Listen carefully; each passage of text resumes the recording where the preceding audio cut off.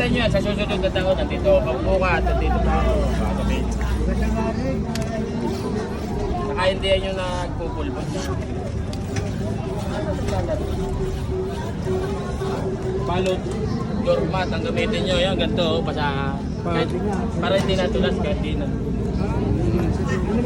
Pwede karton. Improvise. Di ba may ganyan karton? Salungatin mo siya. Pasalungat kayo. Ah, gawa mo lang to kuya. Gawa mo lang. Wala akong makinarya nyo. Hindi, I mean, hindi mo, kinukuha mo lang rin. Hindi ka gumagawa.